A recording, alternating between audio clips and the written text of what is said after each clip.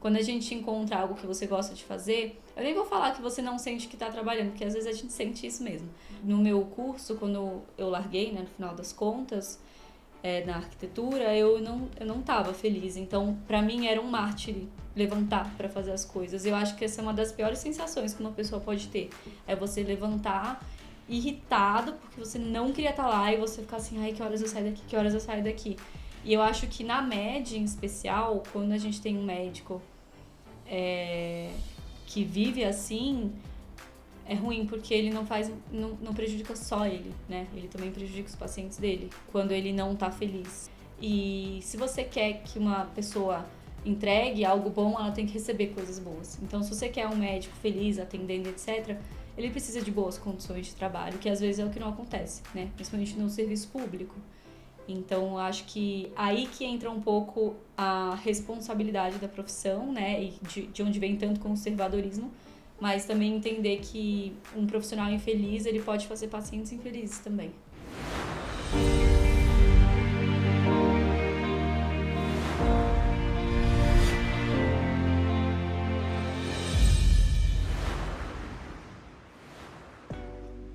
Olá pessoal, muito bem-vindos a mais um episódio aqui do nosso podcast. Hoje eu tô com duas convidadas especiais aqui, as duas Gabis. Eu já vou deixar elas se apresentarem para vocês. Para quem não me conhece, meu nome é Cauê Gasparotto. Eu sou médico formado aqui pela Universidade de São Paulo, fundador e CEO do HackMed, uma empresa que visa fomentar a inovação e empreendedorismo no contexto da saúde. E esse episódio aqui no canal tem por objetivo trazer pessoas que eu acho que podem agregar muito valor para você que está na faculdade, ou mesmo antes da faculdade, ou até para quem já se formou aí, está querendo encontrar caminhos alternativos também dentro da área da saúde, como se diferenciar nesse mercado. A gente tenta trazer convidados relevantes para a formação e complementação aí das pessoas que me acompanham aqui no canal. E hoje a gente vai bater um papo com a Gabriela Dutra, também conhecida como Gabi Verde Limão. Tudo bem? Muito obrigada. Eu vou deixar ela se apresentar para vocês. Ela que é estudante de medicina, está se formando agora no 6º ano, mas já tem aí uma carreira bem interessante na área aí de marketing digital, produz muito conteúdo, extremamente relevante aí nas redes sociais. E eu tô hoje aqui com a outra Gabi. Xará. Nossa, hoje a gente vai ter confusão aqui no episódio. E a Gabi, que também é médica, né, já se formou, está fazendo residência hoje de clínica médica. E é uma das membros aqui do nosso clube de membros do HackMed. Então a gente tem essa proposta de, em todos os episódios, trazer os membros ativos aqui da nossa comunidade para participar junto com a gente. E a Gabi hoje veio participar do podcast. Então, Gabi, vou pedir para você se apresentar antes e depois a gente passa para nossa convidada especial. Tá bom, então. Tudo bem, gente? Meu nome é Gabriela, tenho 26 anos, sou médica, sou lá de Santa Catarina. E me mudei para São Paulo faz 2 meses para começar a residência de clínica médica aqui no Hospital do Servidor Público. E estou bem feliz com a oportunidade do HackMed de poder proporcionar para a gente momentos como esse, assim. Que bom. E muito obrigado por ter participado aí. Tenho certeza que você vai agregar bastante na nossa conversa. Sim. E Gabi, se você pudesse se apresentar para a galera que está ouvindo a gente. Então, gente, eu sou a Gabi. Cauê, muito obrigada pelo convite. Gabi, prazer. Xará. Meu nome é Gabriela Dutra, né, que nem o Cauê falou. Muitas pessoas me conhecem como Gabi Verde Limão do digital. Estou me formando em medicina agora.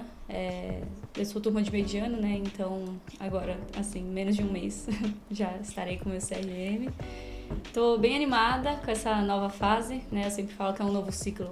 Quando a gente entra na faculdade, quando a gente sai, quando a gente entra em outra faculdade, quando a gente sai de novo. E acho que é mais ou menos isso, assim, que dá pra falar nesse momento. Eu sou uma pessoa que vem de ambientes que não vim direto da MED, né? Eu vim parar na MED depois de passar por outros caminhos. E eu acho que é sempre legal conversar pra trocar experiência mesmo e entender onde é que a gente pode agregar e o que dá pra fazer de diferente, né? Isso é muito interessante porque até no próprio HackMed a gente sempre fala da importância desse olhar multidisciplinar, né? O que você consegue trazer de outras áreas e aplicar no seu contexto, né? E muito da inovação vem disso, né? Do processo de você identificar coisas que funcionam em outros ambientes e trazer para uma nova realidade, adaptando ela para esse novo contexto. E isso na medicina é muito interessante. Você com seu background complementar, eu acho que te abre oportunidades de enxergar outras coisas na medicina por conta disso. E eu queria aproveitar para perguntar um pouquinho justamente sobre o seu background aí. Como que foi esse processo? O que você fez antes da medicina e por que escolheu depois fazer medicina? E 6 anos, mais não sei especialização, a gente vai falar ainda mais sobre isso. Tá. A minha história, ela começa na escola, quando a gente tem as afinidades, né, pelas matérias. Eu sempre tive muita afinidades por humanas, sempre fui de humanas, assim, 100%. Só que eu também sempre gostei muito de biologia. A minha mãe é médica e eu sou muito colada, muito chegada na minha mãe, então eu sempre convivi com ela, né, e com a parte dela prática, da profissão e etc. E eu estudei numa escola bem pequenininha. E nessa escola a gente tinha um contato muito grande com os professores. E eles conversavam com a gente sobre que caminho seguir. A gente tinha até um negócio que eu esqueci qual era o nome, que era para quem não sabia o que queria fazer. Só que eu acho que... Uma mentoria vocacional. Assim. É tipo uma mentoria vocacional. Só que eu acho que isso mais me atrapalhou do que acabou me ajudando. Porque as pessoas têm manias muito fortes de colocar as coisas em caixinhas. E naquela época eu fazia teatro, fiz teatro o colégio inteiro, eu fiz teatro musical, fiz aula de canto. Quando eu me formei, né, na parte do colegial, eu fui fazer cinema na AIC, que é a Academia Internacional de Cinema. Não foi uma faculdade, mas foi um curso que eu fiquei um tempo também. E, bom, nesse período da escola, eu lembro que eu fiquei na dúvida entre fazer medicina, por gostar muito de biologia, pela afinidade mesmo, com as matérias biológicas, mas eu também lembro de ter uma dúvida se eu faria teatro, também cogitei artes plásticas, e eu lembro que na época os meus professores, eles me recomendaram muito eu ir para a área de humanas, porque eles achavam que eu não tinha o perfil da medicina. E eu acho até hoje, eu acho que realmente eu não tenho tanto, embora esteja formando, mas eu acho que esse é o problema quando a gente coloca as coisas em caixinha, sabe? O que é um perfil da medicina, entende? Se a gente só tiver gente com perfil da medicina na medicina, como é que a gente vai fazer algo diferente? Como é que a gente vai... Entende? Eu acho que essa é uma das maiores críticas que eu tenho ao nosso modelo educacional, até pela forma como a gente dá entrada nas faculdades. Sim. Se todo mundo faz a mesma prova e é capacitado para pensar do mesmo jeito, como que a gente quer ter um ambiente inovador, diferenciado, Exato. onde a gente pode valorizar a diversidade, pessoas que pensam diferente, construir alguma coisa diferente, se a gente só seleciona as pessoas que pensam do mesmo jeito para entrar, né? Exatamente. E aí o que aconteceu comigo foi o seguinte... eu até cheguei a ir pro Rio de Janeiro, porque eu tava trabalhando com teatro na época, né, no meu terceiro colegial, mas aí eu desisti por outros motivos que não vem ao caso agora, senão a gente vai pra outro lado da história aqui. E eu falei pra minha mãe, vou fazer artes plásticas. Aí a mãe falou, não, você não vai, sua irmã já fez design, é melhor você não tentar... dá pra ter duas assim, não. Olha, tenta fazer outra coisa, tal... eu falo assim, mas ela sempre me deu muito apoio, mas é que ela veio mais com a intenção de ajudar mesmo, falando, olha, já que você gosta dessa área de humanas e artes, por que você não tenta fazer arquitetura, né? Tem a ver com você. Falei, tá, e fui fazer. Aí eu fiz arquitetura na Belas Artes. Então você já tinha feito cinema? Só que não foi uma faculdade, eu fiz um curso de cinema, eu fiz junto com o colegial. No final do terceiro colegial eu emendei, lá na AEC. Que a gente aprendia sobre câmera, direção, criação de roteiro, etc. Sempre gostei, né, dessa área de cinema, teatro e tal. E aí essa parte do Rio ficou? Foi a época que eu queria teatro. Mas aí você fez quanto tempo ali? Não, naquela época eu ia lá pra trabalhar. Então tentar papel em peça, pra fazer às vezes alguma campanha publicitária, sabe? Era mais nesse sentido. Basicamente foi isso. Eu fui fazer arquitetura, fiz 4 anos de arquitetura. E aí que eu não sei explicar isso, talvez fique até meio confuso, só que eu não tava mais realizada assim na arquitetura. Por quê? Eu senti que eu cometi, assim, o meu primeiro erro, que foi... Hoje eu não diria mais um erro, mas algo que eu daria um conselho pra alguém que tá entrando na faculdade, sabe? Que eu escolhi a minha faculdade pela grade. Então, eu escolhi a Belas Artes porque eu gostava de artes. Então, lá tinha história da arte, lá a gente tinha aula de maquetaria, desenho, tudo que eu gostava. E aí, quando a gente entra no 4º ano, que começa a estagiar, eu comecei a não gostar mais tanto, sabe? Eu comecei a sentir falta da parte de humanas que tinha feito eu escolher o curso. Eu ficava o dia inteiro no computador, no AutoCAD lá, aquele programa maldito. Nossa, como eu odeio. Como eu odeio o AutoCAD. Quem já trabalhou com o AutoCAD sabe que você tá lá, ele dá pau, apaga tudo. Então, se você não lembra de salvar, assim, boa sorte, sabe? Você vai ficar horas fazendo. E aí eu lembro que eu passava muitas horas no computador. Isso me deixava muito eu me sentia muito só, sabe? Então, eu ia trabalhar de manhã, levava meu computadorzinho, porque o computador da empresa que eu trabalhava era muito ruim, então eu precisava levar o meu. Aí eu sentava lá, abria o computadorzinho, ficava digitando, trabalhando, dava o meu horário, eu ia pra facu. Chegava na facu, abria meu computadorzinho, adiantava os projetos da facu, acabava o horário, fechava e chegava em casa, abria meu computador e continuava o que eu tinha que fazer. Isso era o meu dia, a minha vida era assim. E eu reconheço hoje que a vida do arquiteto não necessariamente tem que ser assim, mas eu era muito mais nova, eu entrei com 17 anos e pra mim eu só pensava, nossa, eu não quero mais, não quero mais, me cancela, sabe? Eu não quero, eu quero falar com pessoas, eu quero usar minha capacidade criativa e nananã. E aí eu comecei a me perguntar o que era ser feliz, assim, na profissão, né? O que faz uma pessoa feliz, o que me deixa confortável, né? Que tipo de área. E aí eu percebi que eu gostava muito de pessoas, de uma maneira geral. Conversar, trocar. Tem gente que não gosta, né? Que não tem, inclusive médicos que não tem muito perfil, mas o meu é 100% gente, assim. E aí eu lembro que eu fui conversar com a minha mãe e na época eu já tinha tido a dúvida, né, entre medicina e artes, né, no caso, e tinha sido desestimulada. E aí, conversando com a minha mãe, ela me estimulou, falou, olha, se você tem interesse e tal, eu falei, o que você acha? Você acha que eu já tô muito velha, né? Já fiz outra facu, vou ter que fazer cursinho, será que ainda dá tempo? Ai, será que dá? Aí minha mãe falou que achava que sim, né, que eu tava super nova, que eu tava viajando, que eu tava assim, né, nossa, não dá mais tempo. Essa profissão agora é pra Já sempre. era, acabou. Acabou. E aí ela me deu muita força, assim, e o que aconteceu? Meu irmão fazia administração na época. E ele largou no terceiro ano pra fazer medicina, ele fez Santos, lá na Lusíadas. E aí ele já tinha feito isso, aí eu falei, ele fez, deu certo. Talvez eu consiga também e tal. Aí foi isso, aí eu peguei... Cheguei a fazer o cursinho junto com a minha graduação de arquitetura, porque minha mãe falou, não, vai fazendo, vê se pega o diploma, né, do curso. Só que aí eu vi que não ia dar, porque é muita dedicação, né, o cursinho pra média. Então, falei, gente, não tem como, é impossível. Pelo menos pra mim, na minha realidade, naquela época era impossível fazer os dois. Aí eu tranquei, pra mim foi muito difícil, eu tinha bolsa, né, de iniciação científica, dessas coisas, mas... eu achei que era o correto, assim. E foi muito engraçado que na época as pessoas falavam, nossa, como você teve coragem, né? Tipo, tem que ser muito corajosa pra fazer isso. Aí eu pensava assim, nossa, se eles soubessem o alívio que foi, não foi... Porque eu acho que coragem é quando você faz uma coisa que você tá com medo e que às vezes você não quer tanto. E realmente eu tava com medo, mas pra mim foi mais um alívio do que qualquer outra coisa, assim. Eu falei, nossa... tô no caminho certo, sabe? E aí, quando eu não passei, né, no meu primeiro ano de cursinho, não passei na faculdade, eu lembro que a minha irmã mais velha falou, e aí, você vai voltar pra arquitetura? Eu falei, não, eu vou tentar mais um pouco. E aí que eu percebi que eu tava fazendo direito, sabe? Que eu falei, não, tá, faz sentido, porque não tenho vontade de voltar atrás só porque não deu certo ainda, alguma hora vai dar, sabe? Então, foi mais ou menos isso. Você falou várias coisas legais que eu queria trazer aqui pra discussão. Acho que um ponto que eu já queria tocar agora é essa questão de achar que tá muito velho pra fazer alguma coisa.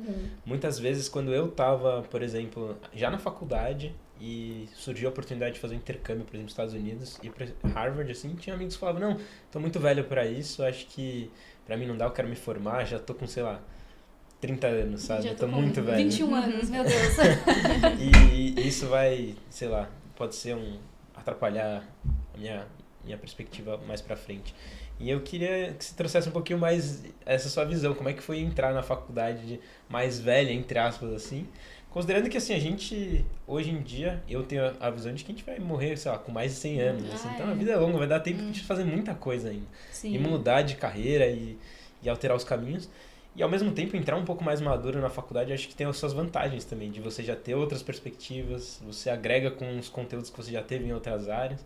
Eu queria que você trouxesse um pouquinho dessa visão, como é que foi, talvez alguns alunos da sua turma são mais novos que você, aí, sim. Como que foi lidar com tudo isso? Foi muito gostoso, assim, mas foi muito desesperador, porque tinha algumas amigas minhas que tinham umas questões que definitivamente não eram mais problemas pra mim, sabe? Então, tipo, aquele menininho que tá, tipo... Não, e eu assim, gente, não, eu falava assim, não, meu Deus do céu, 6 anos de High School Musical, não vou aguentar, pra mim é muito, só que aí não não é... Como é que eu posso dizer? As pessoas são muito ecléticas, muito diferentes. Na medicina é uma faculdade que tem muitas pessoas de muitas idades também. E eu senti que foi um pouco de preconceito meu também, né? Então, no final eu vi que não, todo mundo tem muito a agregar, sabe? As pessoas mais novas também são super legais. Eu falo como se eu fosse mitosa, né? Mas uma coisa que eu senti, assim, que pra mim foi bem difícil também é que eu fiz Belas Artes, né? Arquitetura, um curso de humanas e um curso extremamente criativo. E eu senti que o universo da MED é um universo, assim, bem conservador, né? Mas eu não sei como é que eu consigo me fazer entender. Mas, por exemplo, na minha faculdade, as pessoas tinham cabelo colorido, as pessoas tinham, sei lá, tatu no corpo todo, piercings diferentes. Eu lembro que a BA, ela tem, né, um chão, assim, bem liso no prédio lá, nos prédios. O pessoal andava de skate entre aulas. Então, dessa aula pra aquela eu vou de skate. Os professores eram bem descolados também. E todo mundo queria muito, sei lá, sabe? Eu não sei explicar, era muito diferente. Os outros cursos lá eram, por exemplo, moda, jornalismo, tinha PP também. Era na frente da SPM, né, que também é outra grande faculdade de comunicação. Então, eu lembro que eu ia, por exemplo, de saia longa pra faculdade e meio hippie, sabe, na época. E eu lembro que quando eu entrei na MED, eu me senti muito cerceada. Não sei se essa é a palavra, mas eu me senti um pouco sufocada, porque eu senti que a minha capacidade criativa e todo esse background de teatro, cinema, eu senti que fez meio que... Eu não me senti à vontade. Era como se, não, você não pode ser assim aqui. Eu acho que essa é a minha maior crítica pro curso, que é exatamente o que você falou, esse negócio de, você não tem perfil, você não pode vir aqui desse jeito porque, sei lá, não entendo, até hoje eu não entendo, sabe? Por que não? Porque tem um pouco esse background do médico, né? Então, por exemplo, às vezes as pessoas formam e falam, não, porque agora você é médico, então você não pode mais usar isso, você não pode mais fazer aquilo. Eu entendo que tem sim a questão da responsabilidade com a profissão e é uma responsabilidade diferente, mas eu acho que, não sei, me faltam palavras assim pra descrever exatamente, mas eu só sei que é algo que eu não concordo, sabe? Eu só sei falar isso, eu não concordo, porque eu acho que se perde muito quando a gente faz isso, quando a gente poda as pessoas, né, de diferentes formas. Claro que eu fui me encontrando, fui ficando à vontade lá no meu ambiente e tal, mas para um primeiro momento eu vim de outros lugares, né? Então eu já tinha uma mentalidade mais formada, eu já sabia quem eu era, mas eu imagino uma pessoa que acabou de entrar, não fez outra faculdade, nunca fez nada na vida. Fez escola, cursinho e entrou. Quantas possibilidades que talvez elas não vão ser, sabe, afloradas ali por conta de talvez um ambiente que não estimula isso, então você perde essas oportunidades de se desenvolver para algumas áreas que talvez no ambiente que nem a Belas Artes você poderia se desenvolver mais, por ter essa liberdade, talvez, né? Sim, eu acho que isso eu senti muito, assim. E acho que quando tu entra, talvez depois, na faculdade, com uma bagagem um pouco maior, te permite olhar para trás, ou tu vê, né, se torna mais consciente, mas tu entende também que os outros ali talvez não tiveram toda essa oportunidade, ou estão seguindo, às vezes, um automático, um fluxo de vestibular, de ensino médio, faculdade, entra na residência depois e segue um fellow. Sim. Então, às vezes a gente não para olhar e para se questionar, às vezes a gente entra nesse fluxo mesmo, né? E é uma coisa que vem desde a escola, né? Já vem assim, como se fosse imposto. A mesma coisa, mulher, não sei o quê, namora, casa, filho, a faculdade. Sim. Traz isso também, se a gente não para e olha um pouco como observador mesmo da nossa história, assim, né? De nós mesmos. Então, sim, e eu acho que tudo isso vem atrelado a muita pressa, né? Que nem eu tava falando. Então você não tem tempo de pensar.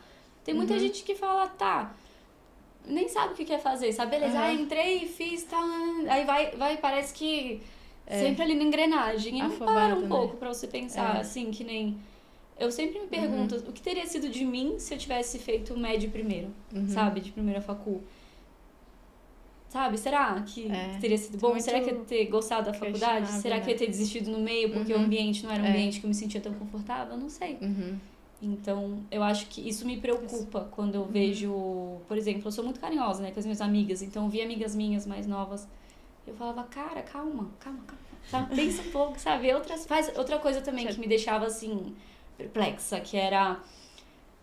eu imagino que seja muito de universidades também. Mas a MED, como ela é um curso integral, eu sinto que os alunos, eles acabam...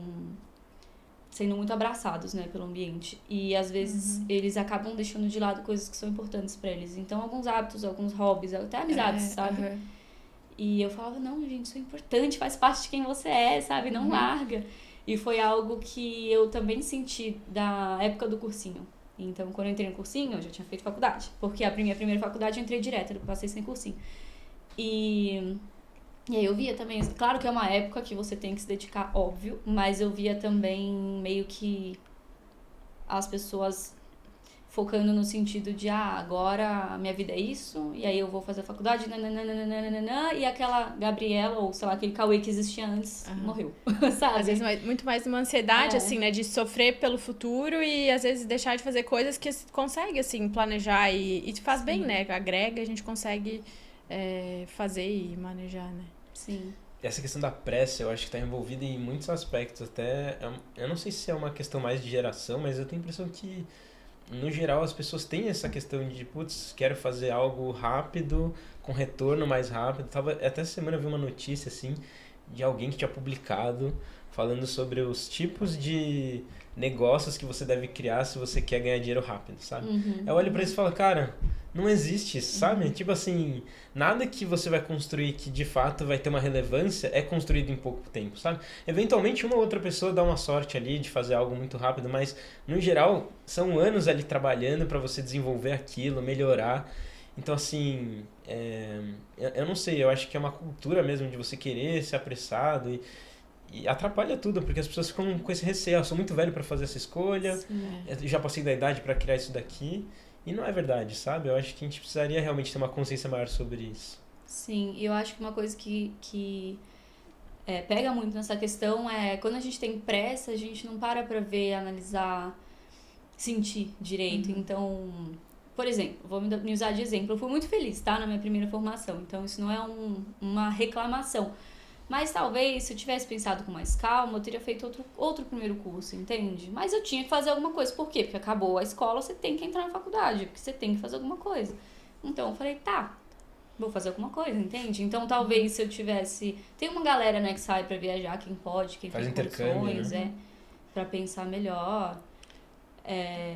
Não foi o que eu fiz. E eu senti que faltou, eu fiquei meio perdidona ali no meio do caminho. Talvez tivesse sido diferente, entende? Total. Tem toda uma questão de autoconhecimento, assim, né? Que com o tempo a gente vai se permitindo e se conhecer e olhar pra dentro e entender um pouquinho melhor, né? Eu sempre quis medicina, entrei na faculdade, mas eu sempre queria fazer oncologia. Então eu tava lá no primeiro período, mas de olho na onco, passei a faculdade inteira, assim, sabe? Fazendo a faculdade, mas me dedicando também. E daí quando eu me formei, eu falei, tá, mas será que eu quero onco mesmo? Eu comecei a entrar em crise. Daí eu falei, não sei mais se eu quero medicina, e fiquei... Assim, fiquei uns 7, 8 meses sem estudar pra residência, sem pegar um livro, só, assim, olhando pra mim e falando, não, mas o que eu quero? O que eu vim fazer, tipo, na Terra? Sabe? Qual que é a minha missão? E daí eu parei e depois de muito tempo eu olhei, não, esse é o caminho, esse que, tipo, faz meu coração brilhar e meu olho brilhar, né? Mas eu precisei dar essa volta inteira pra chegar aqui hoje, fazer uma residência de clínica estando presente no momento, assim, né? E falou, cara, eu sei onde eu quero chegar, mas eu não tenho mais pressa. Eu aproveito, tipo, o dia, eu aproveito o caminho, eu aproveito a vista que eu tenho do hospital. Então, isso faz diferença, porque a gente tá ali, mas não tá mais no automático. Tu tá consciente e sem pressa, né? Então, acho que esse olhar é muito legal, assim, né? Mas é no tempo, acho que, de cada um, porque é muito difícil. Você, às vezes, olha a pessoa no automático, mas você já não cabe, assim, né? É muito individual, assim, né? Sim, com certeza. Eu tenho a sensação de que o médico, ele é uma pessoa muito especializada. E quando a gente começa a ficar muito especializado, a gente às vezes perde um pouco a capacidade de ser um pouco mais genérico em outras coisas, sabe? Então a gente... ampliar, né? Abrir o horizonte, exato. assim. Dar um passinho pra trás. Sim, não, imagina. A gente tem aquelas profissões, por exemplo, sei lá, o cara é administrador. Aí você consegue jogar ele em diferentes setores da empresa, digamos assim, sabe? Então, você pode ficar lá um pouco, depois pode ir pra lá, depois pode ir pra cá. O médico, você não consegue ficar jogando muito ele. Ele sabe aquilo, muito bem. Mas você não vai pegar ele e enfiar em outro lugar, entendeu? Pelo menos não da maneira convencional que a gente conhece. Algumas pessoas buscam outros conhecimentos, fazer diferente. O próprio Cauê, por exemplo, né? Que a gente já se conhece há um tempo. Eu, na minha formação médica, eu também acabei buscando outras áreas que eu gosto e que também tem a ver com a medicina. Bom, vamos entrar nesse ponto então. Já vou aproveitar esse gancho aqui, porque eu vou falar um pouquinho da sua formação na faculdade, assim. Como é que você conduziu a faculdade? Você tinha esses interesses paralelos que você levava? Tinha alguma área que você falou, putz, eu acho que eu vou me dedicar mais pra isso? Assim, sua visão foi mais se formar como uma médica mais generalista, com formação complementar em assuntos que você achava que eram importantes para o exercício da medicina? Ou você achou que fazia mais sentido se especializar em alguma área? Então, eu tentei não fechar minhas portas, porque eu acho que às vezes a gente tem a oportunidade de aprender alguma coisa que a gente nunca teria. E aí, se você vai muito segmentado, sabe? Por exemplo, eu quero fazer dermato, sabe? Que é a minha área, né? Talvez você perca a oportunidade de se encantar até por outra coisa e trocar, né? Minha mãe é dermato e ela queria muito fazer cirurgia, porque o pai dela era cirurgião e tal. E ela trocou no meio da faculdade, então eu sabia que isso poderia acontecer, sabe? Então eu nunca negligenciei, nunca falei, não, isso aqui não é pra mim. Tirando patologia. Tô brincando. Brincadeira. Mas você buscou se especializar mais em dermato de alguma forma? Sim, eu sempre dei mais atenção. Tá. Até porque o que aconteceu... Você usava mais na prática também, né? Então, o que aconteceu comigo é que como eu tinha ali a minha escola em casa, que eu falo, eu ia muito, né? Então eu falo que a minha casa é dermato desde o primeiro ano, porque eu já tava lá, desde sempre. E fui. Uma coisa que eu fiz muito, eu fiz ligas, eu fiz 2 anos de liga de clínica médica, eu fiz uma liga de empreendedorismo e inovação, que foi quando eu te conheci, se não me engano. O Cauê tava lá palestrando, eu falei, esse cara é inteligente, vou falar com ele. Eu mandei uma mensagem, falei, olá, vamos ser amigos, e foi isso, essa história, resumidamente. Aliás, isso eu acho que é uma coisa muito importante, viu, pessoas que estão aqui, né, que eu acho que quem tá ouvindo isso aqui, tem um interesse similar aqui, né, que une nós 3, enfim, quem faz parte do projeto. Sejam carudos e falem com as pessoas, gente, as pessoas têm muita vergonha, né. Não precisa, ou não, você já tem, sabe? Se o Cauê fosse grosso, tipo, eu vou falar mal, você ruim com ela, tudo bem. A gente só não ia levar adiante, sabe? Mas não foi o que aconteceu e hoje temos uma amizade. Às vezes eu poderia nunca ter tido isso, porque eu fiquei, nossa, será que eu mando uma mensagem? Será que ele vai achar que eu sou louca? Sabe? Cara, isso acontece muito, é incrível isso. A gente tem muito essa barreira que a gente coloca. E eu trago um exemplo que eu acho que eu sempre falo também nesses eventos que eu participo, que foi o meu próprio caso com o HackMed, quando eu estava nos Estados Unidos, e eu vi o professor que criou o MIT Hack Medicine, que foi a minha inspiração para fazer isso aqui no Brasil. Ele estava dando uma palestra em Harvard falando sobre o modelo que eles criaram. E eu falei, putz, vou perguntar para os professores se ele me dá uma oportunidade, porque eu achei muito legal e acho que tem espaço para fazer isso no Brasil. Mas por trás ali eu tava, putz, esse cara, professor do MIT, chefe de departamento, que sou eu na fila do pão pra falar com esse cara?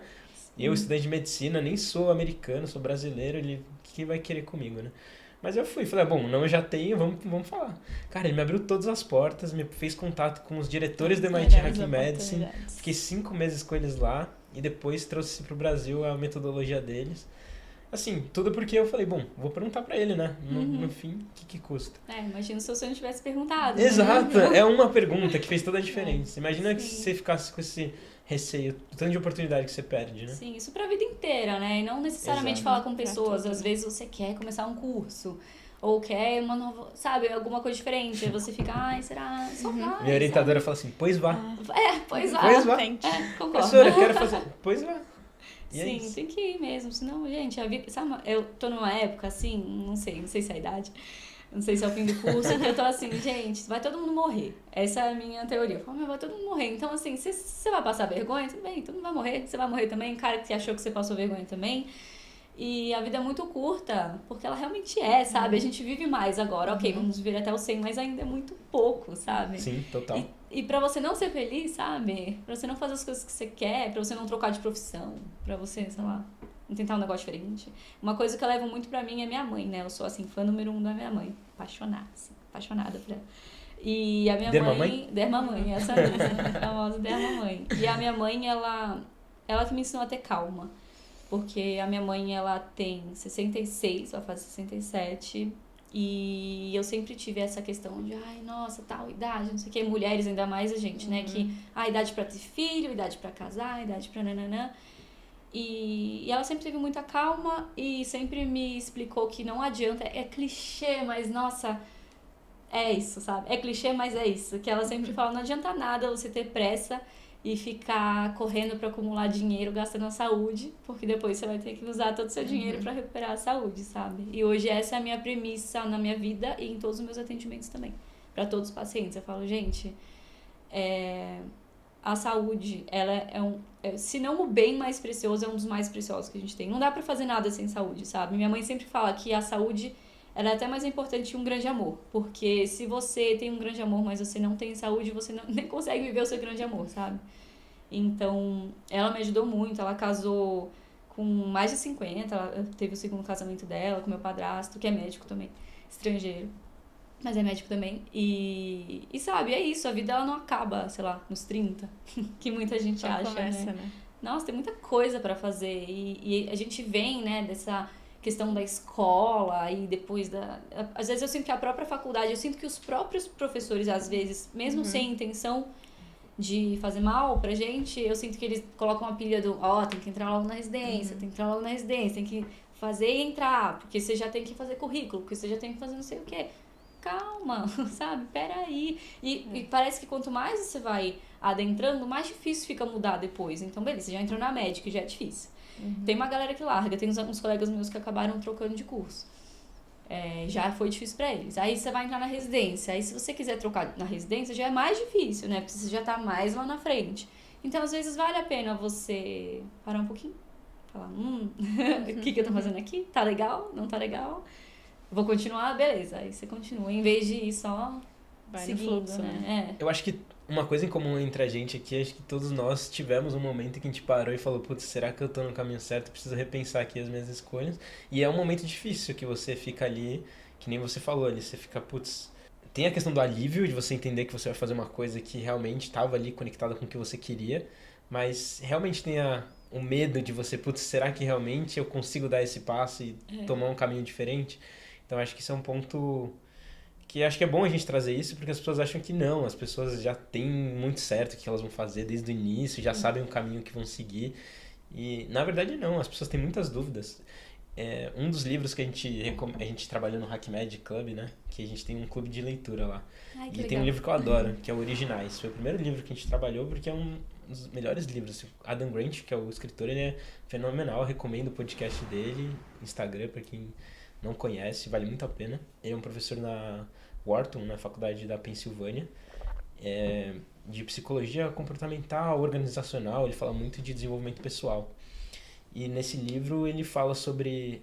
O livro chama Originais, porque ele traz as pessoas que fizeram coisas diferentes, que ele intitula de originais, e tenta desmistificar um pouco o perfil dessas pessoas. E é uma coisa que ele traz muito claro no livro, é que muitas das pessoas não sabiam o caminho certo. Os caras que fundaram o Google tentaram vender o Google, porque ele estava atrapalhando a parte acadêmica deles. Imagina se eles tivessem vendido o Google, o que não seria hoje, entendeu? A oportunidade que eles perderam. Eles só não venderam porque ninguém queria comprar. E eles tiveram que tocar o projeto e hoje virou o que virou. Mas quando estava no começo, eles queriam vender.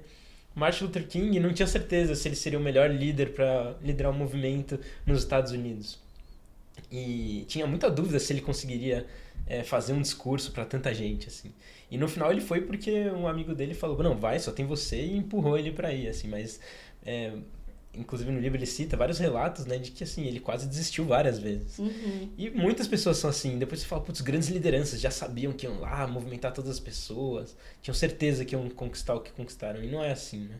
Então acho que é importante a gente trazer isso, e esses momentos muita gente passa, e é normal. Acho que a gente tem que trazer isso para as pessoas, porque são momentos que acho que todo mundo vai passar durante as nossas vidas, né? Então achei muito, muito legal isso que você trouxe. E eu queria puxar o gancho nesse sentido, porque você hoje trabalha muito também na parte do digital. Muito. E eu queria entender se isso era algo que você já fazia antes de entrar na medicina, se foi algo que você descobriu durante a faculdade, e como que foi essa parte de você investir uma coisa que a gente não tem. Eu tava falando com a Gabi até antes da gente começar, que a gente não tem nada disso na faculdade. Não. Como trabalhar nas redes sociais, como se comunicar, como montar uma comunidade. E o quão importante é isso. Inclusive a faculdade desestimula Exatamente. isso, né? Exato, desestimula bastante. E eu queria que você contasse um pouquinho pra gente, como é que foi essa história sua no digital, quando que começou, como é que foi esse processo? Olha, eu comecei no digital antes de entrar na faculdade de medicina. Eu comecei no cursinho, porque eu tava deprimida. E eu fazia teatro, fazia cinema. E eu tava ali no cursinho, eu tava realmente me dedicando. E eu tava assim, gente, preciso usar minha capacidade criativa em alguma coisa. Eu tava me Isso sentindo... foi quando, Gabi? Foi na... Nossa. 2000 e? 2017. Não, só pra galera, a gente fala um pouquinho disso, mas só pra vocês terem ideia das contas. A gente falou de pressa, né? 2017 a gente tá em 2023, né? Então olha quanto tempo você tá aí trabalhando no digital. É que eu fiquei com um né? hiato também. Então eu comecei as redes sociais na intenção... Gente, eu queria conversar, tá? Eu queria, assim... eu sempre gostei muito do digital. Quando eu...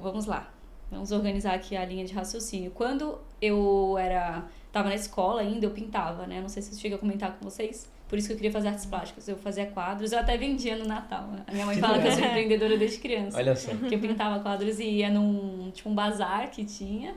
E aí eu deixava os quadros lá expostos pro pessoal comprar. E comprava até. Era bem bom pra uma criança, sabe? Assim. Dava pra comprar vários doces, brinquedos. Dava pra... Não, que não era tão nova. Eu era nova, eu tinha uns 13. Dos 13 até os 15 eu fiz bastante isso, assim. Mas eu não comprava brinquedos, olha só como é que eu já era. Eu comprava tintas melhores, melhores pincéis, telas mais empreendedora, tava com a cabeça na frente. Já era um pouco mais diferente. E aí eu comecei a falar assim, gente, eu queria fazer alguma coisa, sabe? Algum processo criativo, E pintar quadro leva muito tempo. Tudo bem que editar vídeos e fazer vídeos também leva muito tempo, mas eu sentia que era algo que eu conseguia... Sei lá, era algo que eu tava afim de fazer na época, sabe? E aí eu comecei a fazer no cursinho, só que na época eu fazia... O que aconteceu, né? Como é que eu comecei? Como minha mãe é dermato, e eu sempre tive um contato muito grande, mesmo antes da faculdade, eu sempre fui uma fonte de pergunta para as pessoas. Então, todo mundo me ligava, ai, Gabi, quero fazer esse procedimento, presta ou não? Ai, Gabi, quero comprar esse produto aqui pra pele, mas é tantos reais, presta ou não? Então, eu sempre...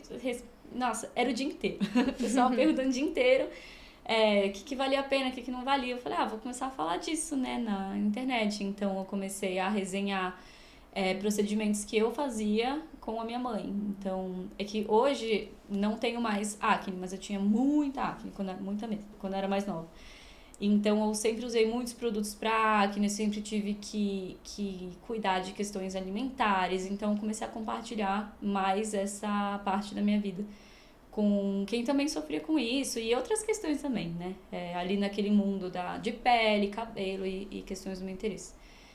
E é engraçado porque eu tive um momento de hiato, assim, eu não tô desde aquela época criando conteúdo. Eu criei, aí eu parei um tempo porque eu fiquei muito desestimulada, assim, com várias coisas. E passei um tempo, assim, meio que sem criar e tal, e mais focando na facu, né, de medicina e tal, porque eu lembro que foi uma época... Isso já na medicina?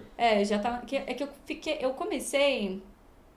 no cursinho, né? Tá. A criar. Aí eu comecei a criar tal, eu entrei na medicina, eu continuei criando, aí lá pro meu segundo ano, se não me engano, eu parei um tempo. Fiquei um tempão. Fiquei 2 anos sem fazer conteúdo. Já tinha crescido nesses primeiros 2 anos, hein? Olha, eu cresci porque desde o meu primeiro conteúdo, por incrível que pareça, ele fez muito sucesso. O meu primeiro vídeo que eu postei na minha vida, hoje tem mais de 1 milhão de views. Primeiro. Caramba. Então, assim, eu falo que eu fui muito privilegiada, sabe?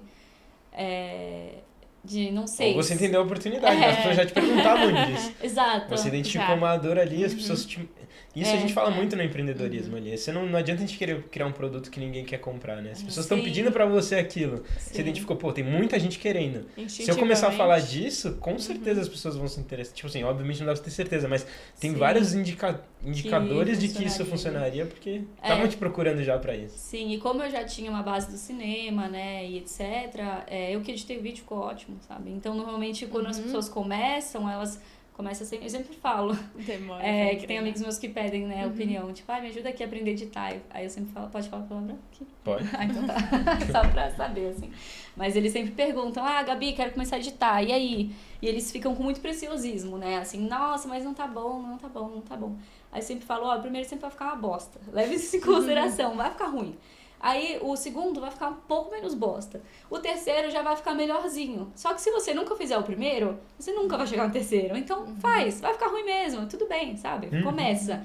E eu sempre falava isso, só que tem que lembrar que eu não comecei, né? Eu já vinha de outras rolês lá. Então, por isso também que eu reconheço que eu consegui fazer um roteiro mais legal, etc. Talvez se eu tivesse começado muito crua, nesse primeiro vídeo, talvez não tivesse feito sucesso, né? E aí, como eu vi que fez sucesso, eu nem tinha noção que tinha feito sucesso na época. Eu lembro que eu postei, em poucos dias tinha mais de 10 mil views. E na época isso pro YouTube era muito. Só que eu não sabia. Tinha um amigo meu que ele fazia gameplay. Ele fazia vídeo de jogos. Minecraft, sabe? Essas coisas. Sim. E aí eu falei, olha só, amigo, isso aqui tá assim, tipo, você acha bom, você acha ruim? Ele, nossa, é muito bom. É o seu primeiro vídeo? Era o meu primeiro vídeo num canal que tinha 0 inscritos, sabe? Caramba. E aí ele falou, nossa, é muito bom, vai lá. Então, eu também fui muito ajudada, sabe? Eu fui muito estimulada. Eu tive pessoas que me abraçaram muito. Que era de fora da medicina. De fora, total, de fora, assim. Eu tava no cursinho, né? Então, eu não tava na média ainda. E eram pessoas que não tinham nada a ver, nem com o universo da beleza, né, do skincare e tal que eu falo, e nem com o universo da med. Então, tipo, meu amigo jogava Minecraft e ele tava me ajudando. Então, por isso que eu falo que não pica na caixa, sabe? Sim. Sai da caixa, cara. E é engraçado isso, você fala com as pessoas de outras áreas, elas te dão uma visão completamente diferente. Eu lembro que quando eu criei meu canal, eu falei com uma amiga minha muito próxima, que é inclusive designer, fez moda, trabalha hoje no mercado financeiro. E na época eu falei, putz, tô criando um canal no YouTube. Ela falou, vai, cara, porque é uma das coisas que você tá investindo em você, entendeu? A gente investe muito na nossa formação e tudo mais, mas quando você cria alguma coisa que... Assim que eu vejo hoje, sabe? Ter a minha empresa, o HackMed, o meu canal no YouTube, são coisas que você tá investindo no seu futuro, assim. São coisas que você tá construindo e que são suas, assim. Eu falo, putz, cara, eu levantei isso do zero, sabe? É muito legal isso. E acho que essas iniciativas te permitem fazer isso. Mas na medicina, como a gente não está acostumado com isso, às vezes parece que as pessoas bloqueiam um pouco isso. Sim, ele tem um desestímulo muito Exato. grande, né? Eu lembro que quando eu entrei e eu não falava pra ninguém. Tinha medo, né? Não era medo, mas eu falava assim, sem tempo, irmão, sabe? Sem tempo. Sabe aquele sem tempo, irmão? Que, o pessoal é muito curioso. E eu não entrei na facul muito à vontade. Eu fui ficando durante o curso, que eu fui me conectando com as pessoas. Mas eu entrei, assim, nariz torcidaço, sabe? Assim, tipo, nossa, que preguiça, sabe? Porque eu não podia mais usar minha saia longa na facul, entendeu? Porque na arquitetura eu ia de saia longa, brinco de pena e tava feliz. Lá não podia. Tinha que ir assim, tinha que ir assado. E eu já achava um saco. Ficava, que saco. E lá vem a blogueirinha. Então, eu falava, que saco, eu não posso vestir minhas roupas, não posso fazer minhas coisas. Aí tinha que jogar, né? Aí eu lembro que eu fiz hand uma época e eu sou aquela pessoa que você joga a bola em mim, eu faço, sabe? Eu falava, meu Deus, esse pessoal quer que eu seja uma pessoa que eu não sou, sabe? Como é que eu vou fazer isso? Aí depois eu entendi que a medicina ela é muito grande. Ela é muito grande. Tanto na faculdade quanto na própria med. Então, você tem, sei lá, pessoas da rádio são totalmente diferentes da galera da psiquiatria, que é totalmente diferente da clínica. E isso é uma coisa muito diferente, eu acho, assim, da med. Eu falo que realmente é um lugar muito grande, sabe? Perfis diferentes podem ser felizes na med. Porque tem muitas possibilidades. Tem muitas possibilidades. Só que às vezes parece que não. Porque as pessoas querem falar que não, mas não é verdade, entende?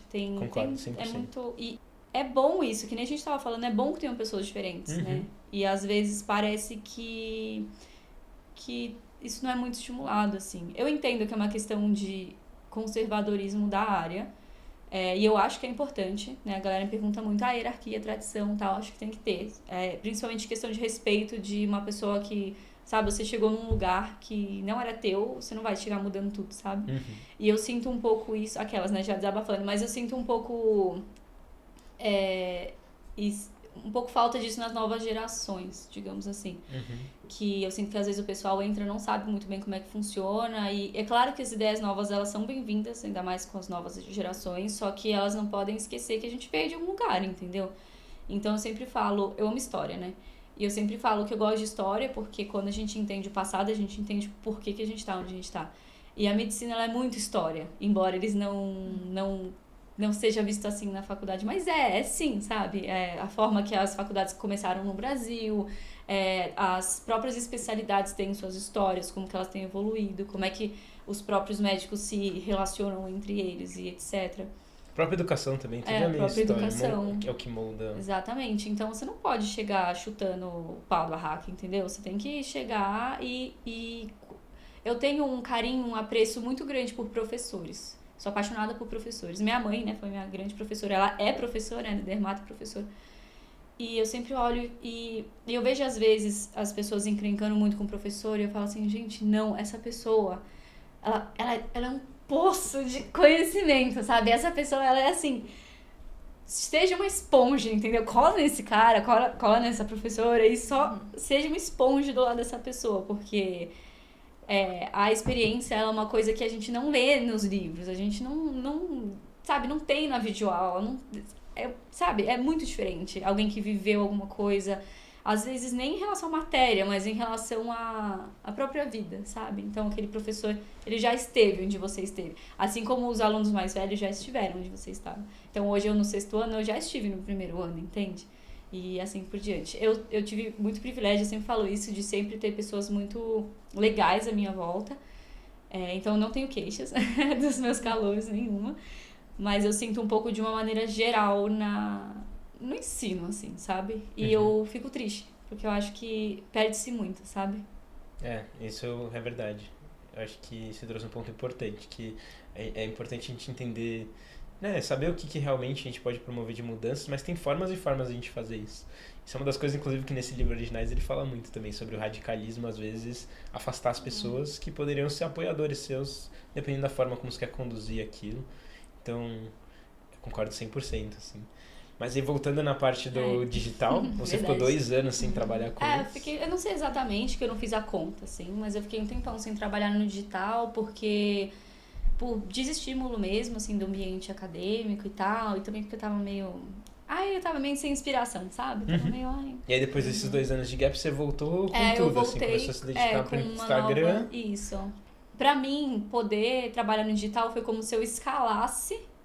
O legal do digital é isso, né? Ele escala as coisas, então... Você atinge muito mais. Exato, falando com vocês, mas e vocês também, que estão aí atrás. Mas talvez daqui a 2 dias, quando vocês postarem, eu vou estar falando com 1000 pessoas, entende? Exato. E eu gosto de pessoas, eu gosto de ouvir histórias. Eu gosto de contar, eu gosto de ouvir histórias. Então, pra mim, foi muito natural a internet, porque... eu tava me conectando com pessoas que queriam se conectar. Então, nunca foi. Tem gente que fala, ai, que saco. Pessoas que me pedem... Eu trabalhei, né, também, gente, louca aqui, super prolixa, vocês me perdoem. Mas eu trabalhei muito tempo com médicos, né, ainda trabalho. Pra quem quer começar no digital, de rede social, eu presto consultoria sobre isso e tal. E trabalho com pessoas que querem começar, às vezes trabalhar com o meu trabalho ou até outras áreas. E às vezes eu escutava assim, gente, ai, que saco, né, ficar criando conteúdo e tal. Aí eu falava, talvez não seja tanto o seu perfil, sabe? E tem formas diferentes de criar conteúdo. Não precisa ser que nem eu ou como o Cauê, necessariamente. Tem formas diferentes de fazer. E eu acho que entra de novo naquele negócio de entrar na caixinha, né? Entrar tem que ser assim. E isso eu trabalho muito quando eu trabalho com outros profissionais, que é quase que Qual que é aquele negócio que a gente fazia na escola de vocacional? Orientação.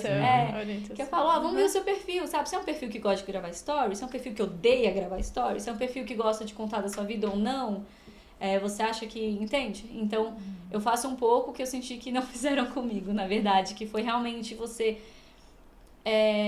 lapidar ali o que aquela pessoa tem de pontos fortes e talvez não tão fortes para alguém que tem o interesse, né? Mas pra mim, né, particularmente, Gabriela, foi muito fácil no sentido de... Nunca foi um estorvo. Eu amo fazer isso, entende? Então, pra mim é assim... eu até faço terapia, né? Acho que todo mundo devia fazer. E aí eu sempre falo com a minha terapeuta, às vezes ela fala assim, tinha uma época que eu tava trabalhando muito, né? E ela tava meio preocupada, ela falava assim, o que você gosta de fazer? Eu falava, gosto de trabalhar. Aí ela, não, mas você gosta de fazer outras coisas? Eu falava, sim. Mas eu gosto de trabalhar. Aí ela falava, por exemplo, tive uma discussão com um fulaninho, e fiquei mal. Ela, e o que você foi fazer pra relaxar? Eu, trabalhar, sabe? Na criação de conteúdo. Então, é uma coisa que me preenche muito. Ai, que delícia, eu amo. É muito bom. E é bom, e eu tenho um pouco daquele negócio do criador que eu faço, termino e falo, olha que trabalho foda que eu fiz, sabe? E aí eu fico feliz. Cara, assim. isso é muito legal, porque Sim. eu me identifico um pouco nesse quesito quando, por exemplo, a gente começou o projeto do HackMed, que foi um projeto meio side project na faculdade, então eu tava ali com o meu dia a dia na faculdade, e no tempo livre eu fazia o projeto do HackMed, que é um negócio que eu acreditava, que eu gostava, mas assim, não era uma ideia assim, tipo, eu não pensava no início, né, pô, vou viver disso, não tinha muito essa noção. Mas aí você foi vendo, foi encontrando oportunidade, fui vendo que tinha mais gente, tinha mais interesse e tal. Chegou um momento que eu falei, não, talvez eu consiga viver disso. E eu gosto disso, por que não fazer isso da minha profissão maior, assim, meu core, assim, né? E tem uma autora que eu gosto muito, que é a Angela Duckworth. Eu acho que já falei delas pra vocês.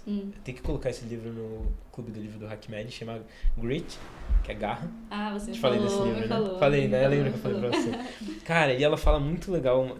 Ela criou um modelo. Na verdade, a teoria dela é que as pessoas que têm mais sucesso são as que têm garra, que ela chama, né? Garra pra ela é a junção de duas coisas, paixão e perseverança.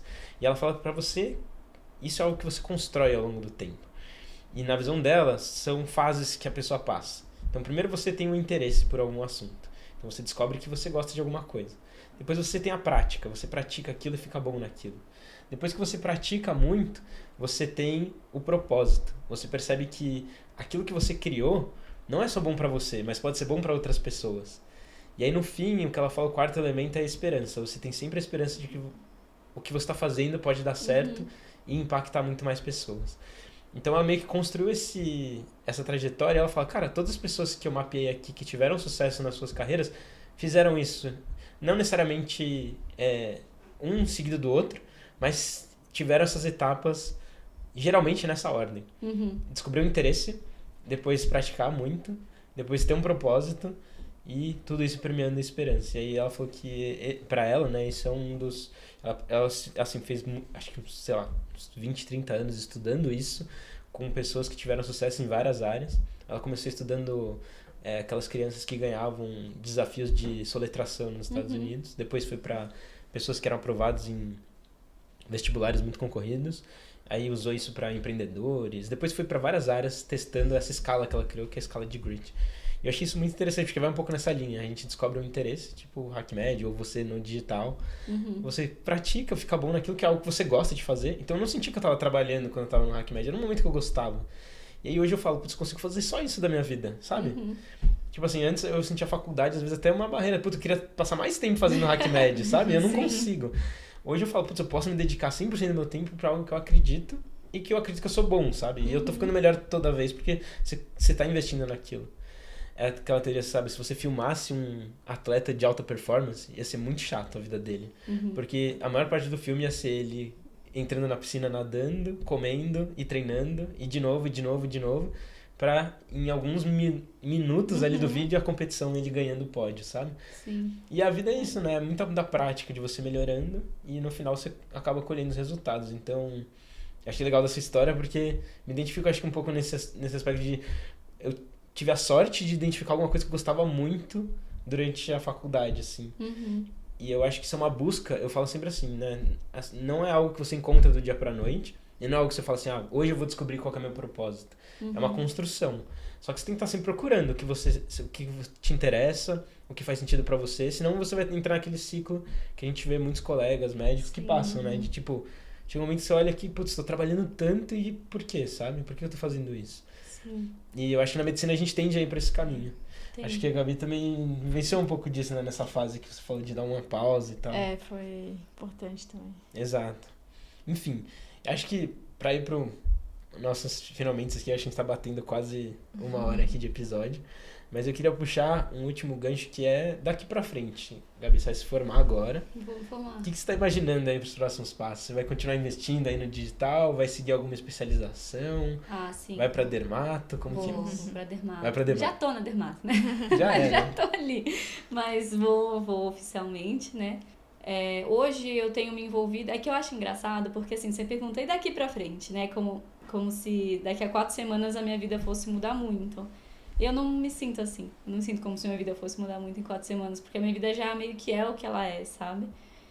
Isso eu também acho legal de falar. Às vezes as pessoas, elas esperam, tipo, um momento de começar, um momento de nananã. eu já tô aqui no rolê, sabe?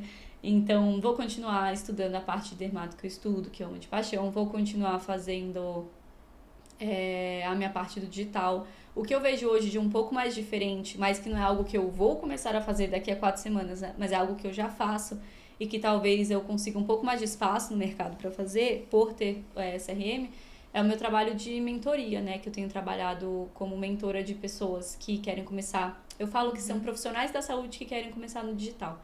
Mas eu já acabei trabalhando com profissionais que não necessariamente são da saúde, porque eu sinto que, como eu falei, né, que eu falo desde o começo dessa conversa, eu gosto de pessoas, então pra mim é um prazer muito grande conversar, poder ouvir as histórias, entender as possibilidades e o que essa pessoa...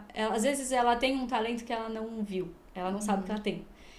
E para alguém que veio de fora e que, enfim, já vem de outro percurso, isso é muito gratificante, assim, quando você consegue conversar com alguém e falar, olha só, direcionar, sabe? Eu senti tanta falta disso. Eu acho que eu faço isso porque eu senti muita falta de um direcionamento mais assim, alguém que me mostrasse mais o caminho das pedras, sabe?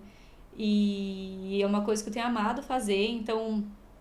independente de pra onde eu vou, eu tenho certeza que eu estarei com pessoas. Com certeza. Porque é o que eu gosto de fazer, sabe? Eu acho que quando a gente encontra algo que você gosta de fazer, eu nem vou falar que você não sente que tá trabalhando, porque às vezes a gente sente isso mesmo. Mas eu acho que não é essa a ideia. Eu acho que é uma ideia de você trabalhar com algo que você não tá sofrendo, sabe? Porque no meu curso, quando eu larguei, né, no final das contas... na arquitetura, eu não tava feliz. Então, pra mim, era um mártir levantar pra fazer as coisas. Eu acho que essa é uma das piores sensações que uma pessoa pode ter. É você levantar irritado porque você não queria estar lá e você ficar assim, ai, que horas eu saio daqui, que horas eu saio daqui. E eu acho que na MED, em especial, quando a gente tem um médico que vive assim... é ruim porque ele não prejudica só ele, né? Ele também prejudica os pacientes dele quando ele não tá feliz, que é o que eu também falo muito, assunto para outra conversa, que eu falo muito sobre as condições de trabalho do médico. E se você quer que uma pessoa entregue algo bom, ela tem que receber coisas boas. Então, se você quer um médico feliz, atendendo, etc., ele precisa de boas condições de trabalho, que às vezes é o que não acontece, né? Principalmente no serviço público. Então, eu acho que aí que entra um pouco a responsabilidade da profissão, né, e de onde vem tanto conservadorismo, mas também entender que um profissional infeliz, ele pode fazer pacientes infelizes também. E isso é muito perigoso. Ciclo vicioso negativo, né? Uhum, com certeza. Bom, Gabi, incrível o papo, acho que daria mais algumas horas aí de conversa. Obrigada. Aqui no HackMed a gente tem um último... uma chamada final que a gente sempre pede para os convidados, que é uma indicação, né? O Hacker Conectado.